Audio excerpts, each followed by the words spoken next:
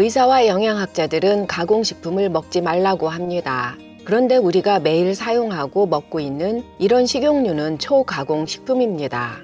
먹는 용도로 사용하기 때문에 식용유라 부르는 이 기름을 먹으면 먹을수록 우리 몸이 망가진다고 합니다.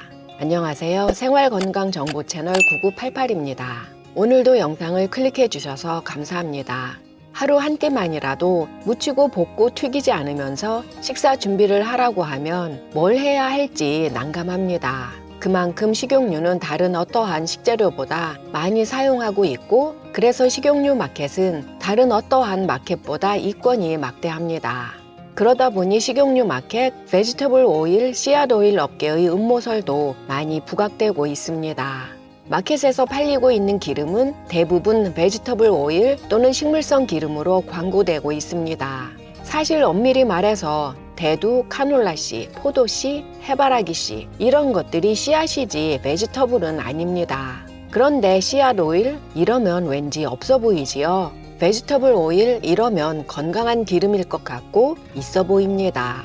그래서 식용유 회사들은 씨앗 기름이라는 말보다는 베지터블 오일, 식물성 기름이라는 말을 선호합니다. 대두, 포도씨, 해바라기씨, 카놀라씨 이런 것들을 쥐어짜 보세요. 아무리 쥐어짜도 기름 안 나옵니다. 그러면 씨앗 기름 회사들은 어떻게 이런 씨앗들에서 기름을 짜낼까요? 오늘은 건강에 도움되는 먹을 수 있는 좋은 기름이란 어떤 것인지 알아보겠습니다. 이 영상은 구독자 쿠로미님께서 질문하신 돼지기름 라드와 식물성 기름 중 어느 기름이 건강에 더 도움이 되는지에 대한 답변을 준비하다 만들게 되었습니다.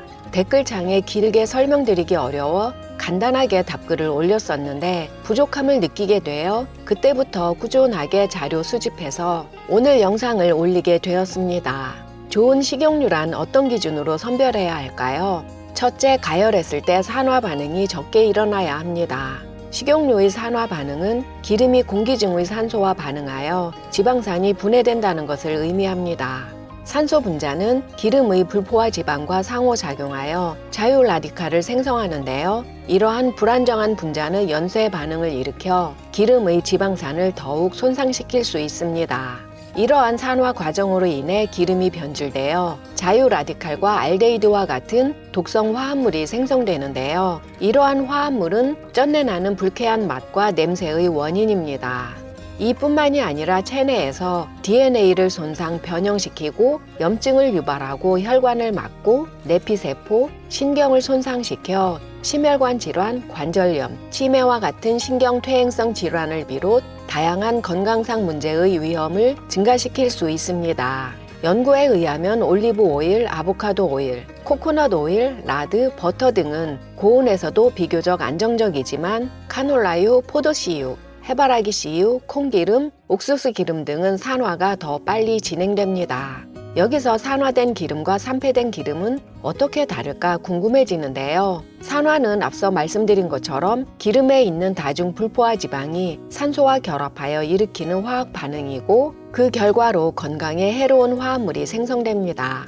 산패는 기름이 공기, 열, 빛, 습기에 장시간 노출되거나 산화로 인해서 지방산과 트리글리세리드가 분해될 때 발생하는데요. 산패된 기름 역시 쩐내나 악취가 날 수 있고 건강에 미치는 해로운 영향은 산화된 기름과 마찬가지로 자주 섭취할 때는 만성염증, 심혈관 질환, 간 손상의 위험을 증가시키고 장기적으로는 암, 당뇨병, 치매 등을 유발할 수 있는데요. 한마디로 노화가 초고속으로 진행됩니다. 두 번째는 정제 단계가 적을수록 좋은 기름입니다. 올리브를 손가락으로 비벼보세요. 기름이 묻어나지요? 참깨나 들깨는 올리브보다는 덜하지만 압축을 하면 기름이 나옵니다. 카놀라씨, 포도씨, 옥수수, 대두 이런 것들은 아무리 압축하고 짓이겨도 기름 안 나옵니다. 그래서 이런 씨앗에서 기름을 추출하려면 헥산이라는 촉매제가 필요합니다. 카놀라유 정제하는 과정을 예로 들면 총 7단계를 거치는데요. 간략하게 요약하면 2번의 열처리 공정이 있고 기름을 추출하기 위해 용매제로 헥산이 들어가고 이 헥산을 제거하기 위해 다시 3번째 열처리 과정을 거칩니다. 이 헥산은 석유에서 만들어지는 화학 물질인데요. 주로 종자나 채소에서 식용유를 추출하는데 용매제로 사용되거나 세척제로 사용됩니다. 기름 추출 후에 열을 가해서 핵산을 제거하기는 하지만 잔류농약이 농산품에 남아있는 것처럼 핵산도 식용유에 남아있습니다. 핵산의 신경독성 특성은 인체에 위험한 영향을 끼치는데요. 연구에 의하면 경미한 노출에서는 기능 저하가 생기는 퇴행성 병변, 폐병변이 관찰되었고 장기간 또는 고농도 노출에서는 신경계 이상으로 발생하는 말초신경병, 호흡곤란, 가슴 불편감, 생식능력 감소, 콩팥 및 간 손상, 뇌와 중추신경계에 미치는 신경독성 효과로 인해 기억상실, 집중력 저하, 정신혼란과 같은 증상이 발생할 수 있습니다. 미국에서 꽤 저명한 비영리 헬스 저널에 실린 칼럼에서는 주유소에서 자동차에 기름을 넣을 때도 핵산에 노출된다. 주유소에서 흡입하는 양과 비교하면 카놀라유에 있는 핵산은 미미하다라고 말합니다. 제 개인적인 생각은 매일 아침 저녁으로 주유소에서 기름을 넣지는 않고 그 기름을 매일 먹지는 않기 때문에 주유소 기름과 식용유를 비교하는 의사는 의사가 아니라고 봅니다. 카놀라유의 정제 과정에는 왁스 성분을 제거하는 단계도 있는데요. 기름을 섭씨 5도로 낮추어 왁스를 제거합니다. 이 제거된 왁스는 버리는 것이 아니고 식물성 쇼트닝으로 판매됩니다. 색상, 풍미, 유통기한을 개선하기 위해 표백이라는 공정을 거치고 불쾌한 냄새나 남아있는 화합물을 제거하는 마지막 단계를 거칩니다. 카놀라유뿐만이 아니고 대두유, 옥수수유, 포도씨유 등 식물성 기름은 거의 같은 공정을 거친다고 봐야 합니다. 모든 의사 영양학자들은 가공식품은 건강에 해로우니 먹지 말라고 합니다. 식물성 기름, 씨앗 기름은 그 어떤 가공식품보다 정제 과정을 많이 거치는 초가공식품입니다. 정제 과정을 많이 거치지 않는 자연에 가까운 기름은 버터, 코코넛 오일, 올리브 오일, 아보카도 오일, 라드, 우지 등이 있습니다. 세 번째는 유전자 변형 식품은 장기적으로 섭취했을 때 인체에 어떤 영향이 미치는지 현재까지는 의사, 영양학자, 과학자 아무도 모릅니다. 유전자 변형식품 GMO는 해충, 제초제에 대한 내성 또는 영양성분 개선과 같은 특정 형질을 얻기 위해 유전공학 기술을 사용하여 DNA를 변경하거나 조작한 식품입니다.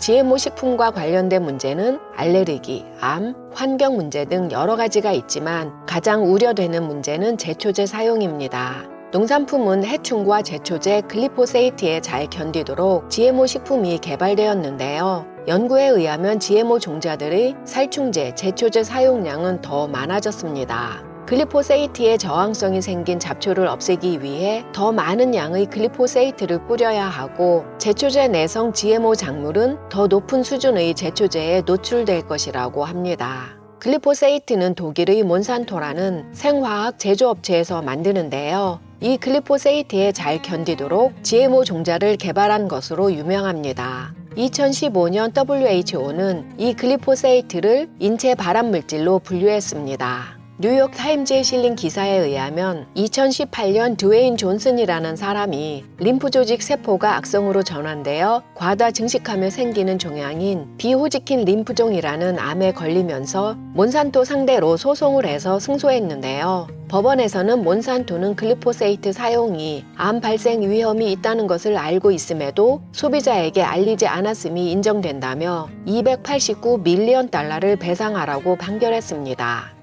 한화로 계산하면 어마어마한 금액입니다.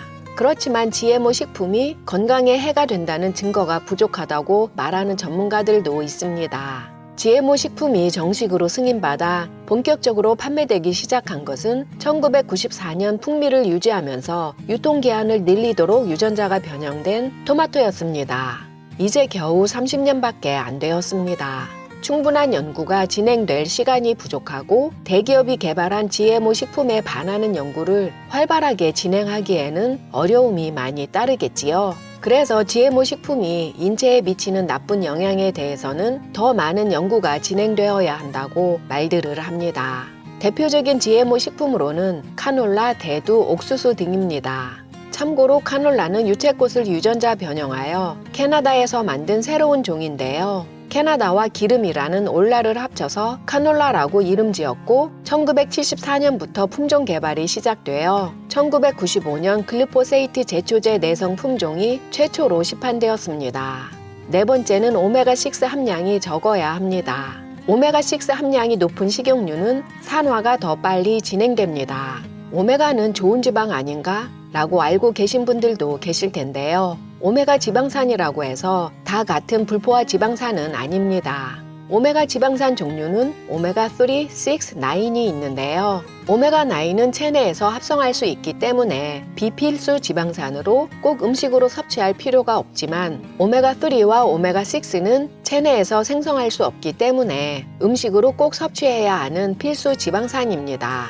오메가3와 오메가6는 인체 내에서의 역할이 다른데요. 간단하게 요약하면 오메가3는 염증을 제거하는 항염 기능이 있고 오메가6는 체내에서 염증을 만듭니다. 염증이라는 것이 감염이 되었을 때 일어나는 없어서는 안 될 중요한 신체 반응이지만 과도하게 체내에 염증이 쌓이면 만성염증을 유발할 수 있고 이 만성염증은 자가면역 질환, 치매, 심혈관 질환 등 만성질환의 근원이 됩니다. 특히 중년 이후에는 오메가6 섭취량을 줄여야 하는데요. 오메가6가 염증을 유발할 뿐만이 아니라 혈액을 응고시키고 혈관 수축을 촉진할 수 있기 때문입니다. 오메가3와 오메가6의 섭취 비율은 1대1이 이상적이고 1대4까지는 건강한 섭취 비율이지만 현대인들은 1대16에서 1대20까지 오메가6 섭취 비율이 높아지면서 심혈관 질환 사망률이 높아졌다는 연구 결과가 발표된 바 있습니다. 오메가6의 대부분은 식물성 씨앗기름 가공식품에서 섭취하고 있다고 하는데요. 카놀라유, 포도씨유, 콩기름 등의 씨앗 기름만 줄여도 오메가6의 섭취를 현저하게 줄일 수 있습니다. 식용유 섭취량이 늘어나면서 오메가6 섭취량도 자연히 늘어나고 심혈관 질환, 뇌 질환 사망률이 높아진다는 식용유에 대한 우려의 목소리가 높아지면서 하버드 찬 공중보건학교, 미국 심장협회에서는 오메가6 섭취를 줄이지 말고 오메가3 섭취를 높여서 비율을 맞추라고 발표했는데요. 저도 한때는 그렇게 믿고 오메가3 섭취를 높이려고만 했습니다. 그런데 식용유 섭취량이 워낙 많다 보니 오메가3와 비율을 맞추는 것이 그리 쉽지는 않았습니다. 그래서 이 부분에 대해서 좀 더 깊고 넓게 공부해보니 카놀라유 산업계와 식용유 업계의 대명사 크리스코 회사에서 가장 많이 자금을 받는 비영리단체는 하버드 찬 공중보건학교, 미국 심장협회라는 후문을 접하게 되었습니다. 오메가6 섭취는 외식할 때나 배달 음식만으로도 충분합니다.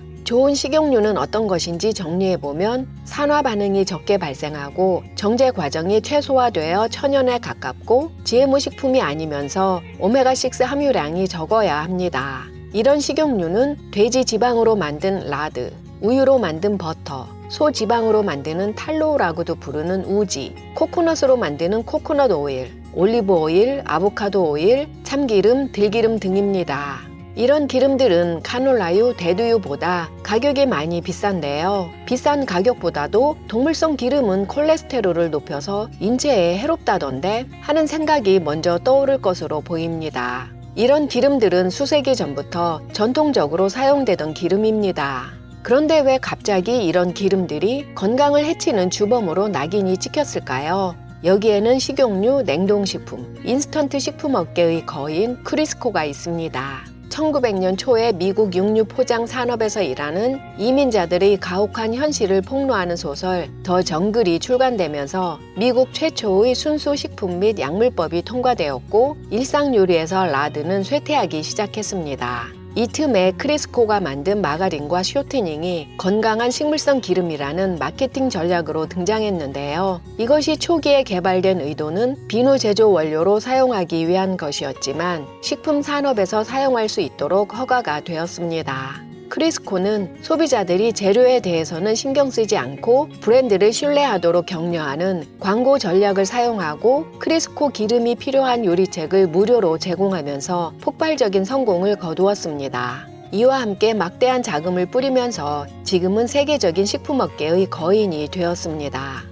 이후 라드나 우지의 많은 포화지방은 심혈관 질환의 주범이 되었고 오메가6가 많은 식물성 씨앗 기름은 심장을 살리는 기름이라는 연구 논문이 쏟아졌습니다. 지금은 다시 상황이 바뀌어가고 있습니다. 라드와 같은 동물성 기름은 달걀과 같은 상황에 처했습니다. 한때 달걀은 콜레스테롤을 높인다 하여 심장병의 주범이 되었지만 식이 콜레스테롤은 인체 내에서 콜레스테롤을 높이지 않는다는 연구가 발표되면서 달걀은 완전 식품이 되었습니다. 이제 라드 이즈 백이라는 문구를 자주 접할 수 있습니다. 포화지방에 대한 재검토가 필요하다는 논문에는 미국 심장협회의 잠재적 이해 상충, 포화지방을 검토하는 관련 협회에 대한 이해 상충 가능성이라는 문구가 등장합니다.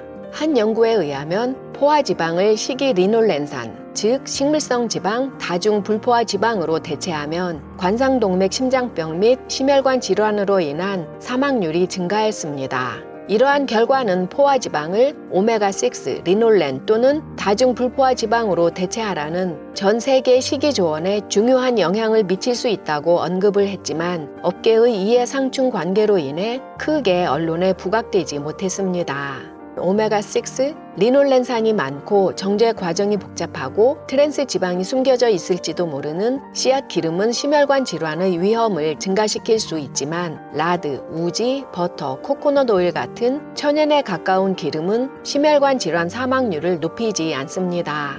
씨앗 기름을 이런 기름으로 대체했을 때의 이점은 최소한으로 가공되어 추가되는 화합물이나 불순물이 없습니다. 라드, 우지, 코코넛 오일 같은 경우에는 집에서도 만들 수 있습니다. 인공 트랜스 지방이 전혀 없습니다. 실온에서도 안정적이며 가열했을 때 씨앗 기름처럼 쉽게 산화되지 않습니다.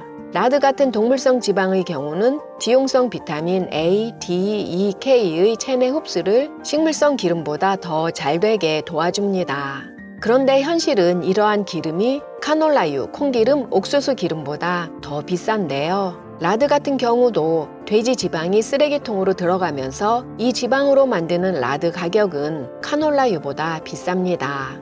라드를 찾는 소비자가 많아지면 가격이 내려가지 않을까 기대해 봅니다. 오늘은 베지터블 오일이라는 가면을 쓴 씨앗 기름의 진실과 포화지방, 동물성 지방에 대해서 알아보았습니다. 영상이 도움이 되셨나요? 구독과 좋아요, 알림 설정과 함께 소중한 지인과 이 영상 공유해 주세요. 고정 댓글을 보시면 건강에 도움이 되는 또 다른 영상 링크 확인하실 수 있습니다. 다음번에도 구구까지 팔팔하게 하는 유익한 건강 정보로 찾아뵙겠습니다. 끝까지 시청해 주셔서 감사합니다. 오늘도 건강하고 행복하세요.